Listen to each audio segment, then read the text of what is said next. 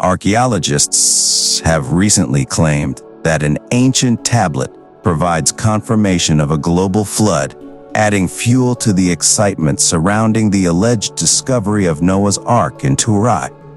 The significance of finding Noah's Ark lies in its role in biblical history, marking both an end and a new beginning. If the Ark were indeed found, it would be an unprecedented archaeological find with immense historical implications. Throughout history, countless individuals have embarked on searches for the remains of this legendary wooden structure described in the Bible and various cultural legends worldwide. However, the veracity of the information and the existence of the Ark remain subjects of debate. If the Ark is truly discovered, what evidence of historical significance might be found within it? To answer these questions, we need to explore the biblical account of Noah. According to the Bible, God instructed Noah to build a massive ark to save his family and pairs of animals from a catastrophic flood meant to cleanse the earth of rampant evil and wickedness. Ancient reports even mention the accessibility of the ark to certain groups, along with the existence of an annual festival commemorating its landing on a mountain slope. Over the past century, numerous individuals have claimed to have located the ark, with most searches focusing on Mount Ararat in eastern Turkey.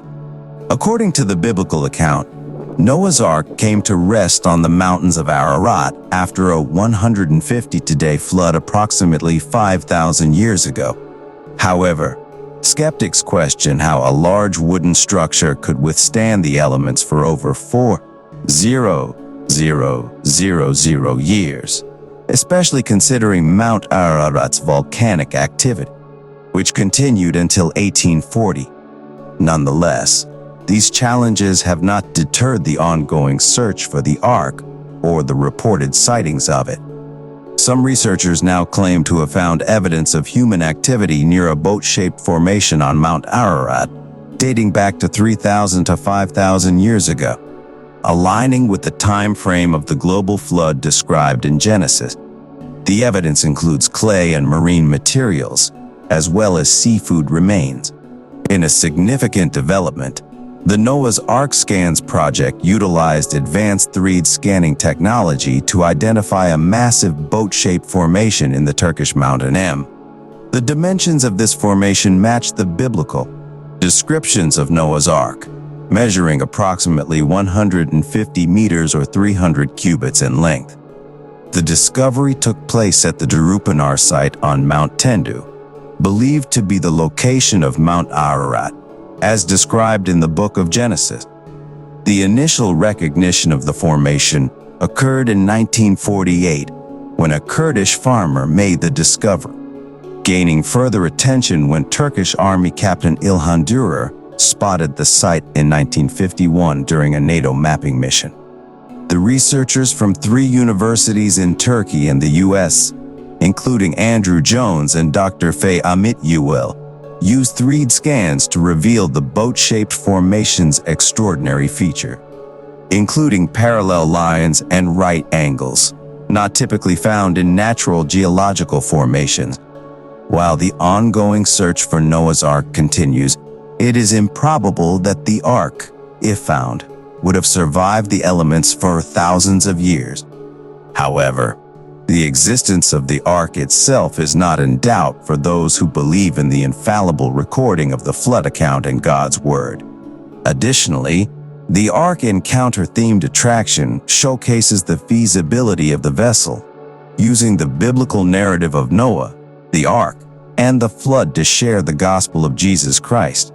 Whether or not Noah's Ark is ever discovered, it does not alter the truths presented in the Bible. God's Word remains true, regardless of archaeological findings. As for what might have been inside the Ark, if scientists were to find it, it would undoubtedly pique their curiosity. Geologically, the evidence of a global flood can be seen in billions of dead organisms buried in rock layers formed by water, extensive rock layers spanning vast distances, bent layers that were still soft, and fossil graveyards. Regarding the number of animals on the Ark, The scriptures do not provide a specific count.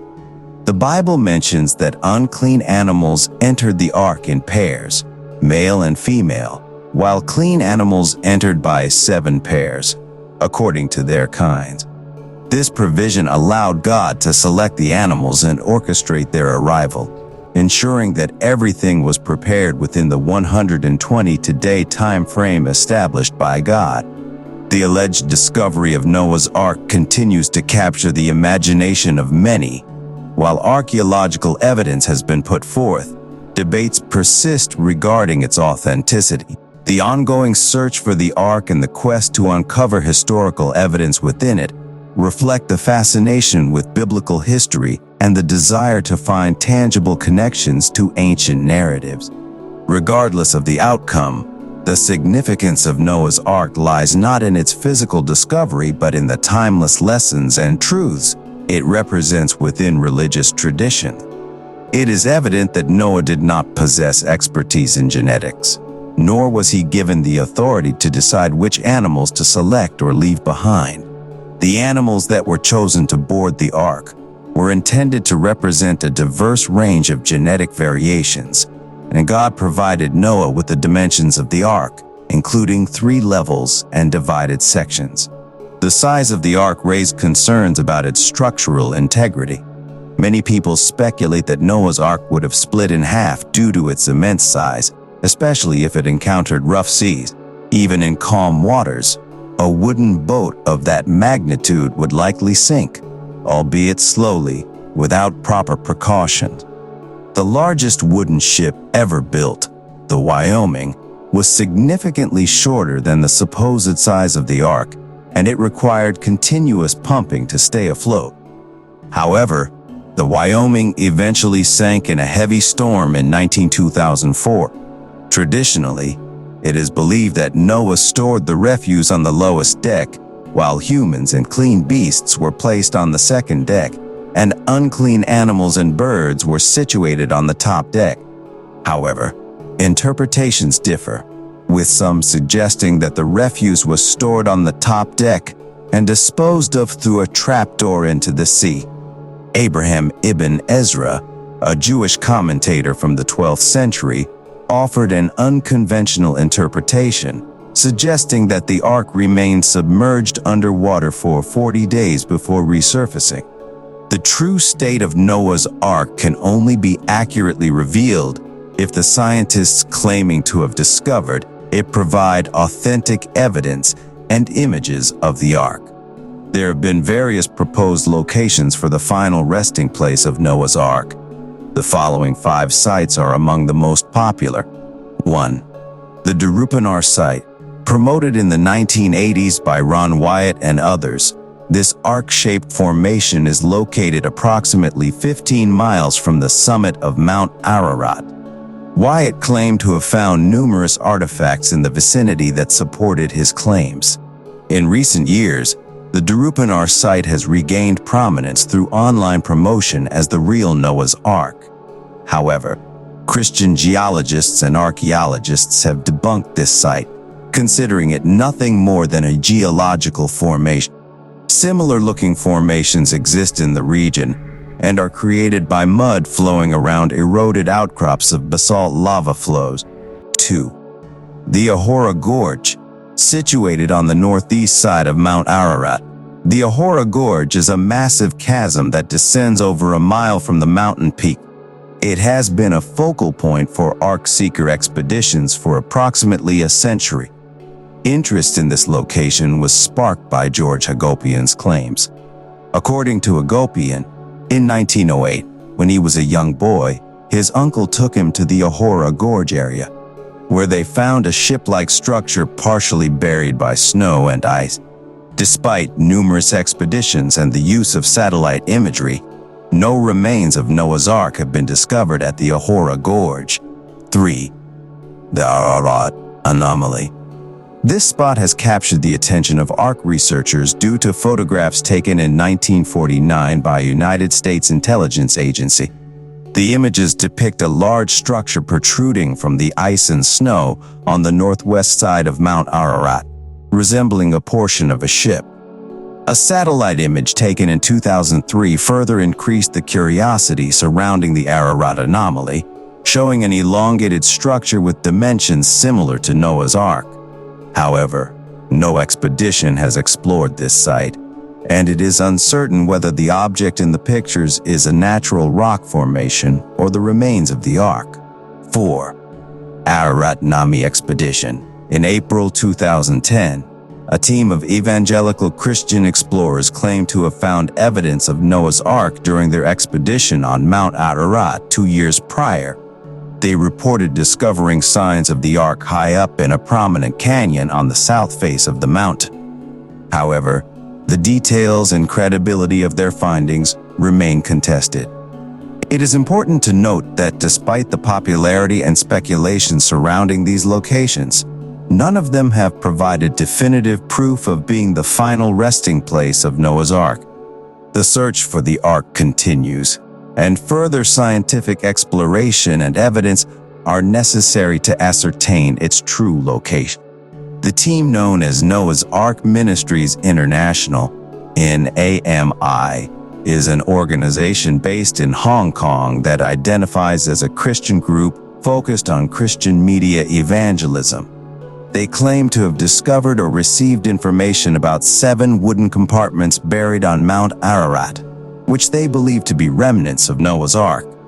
NAMI even released a video showing team members inside one of these wooden structures. While it would be exciting if the Ark had truly been found, there are reasons to approach this discovery with skepticism.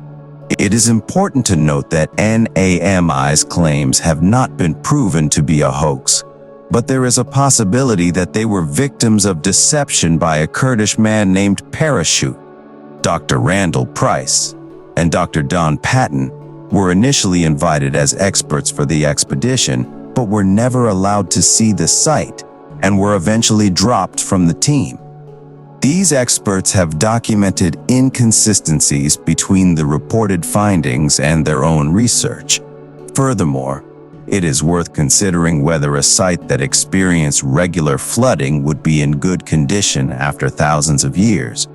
Mount Ararat is a dormant volcano, and its emergence from the floodwaters would likely have occurred too late to be the mountain on which the Ark landed. There is also the question of the location where the Ark landed.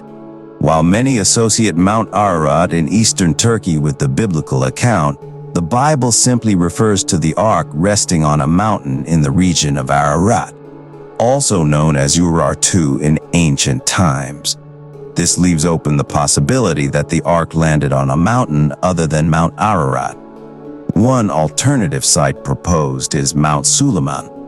The Bible mentions the mountains of Ararat, and Mount Suleiman, also known as the Throne of Solomon, is considered a potential candidate. Expeditions led by Bob Cornuke of the BASE Institute explored this site in 2005 and 2006.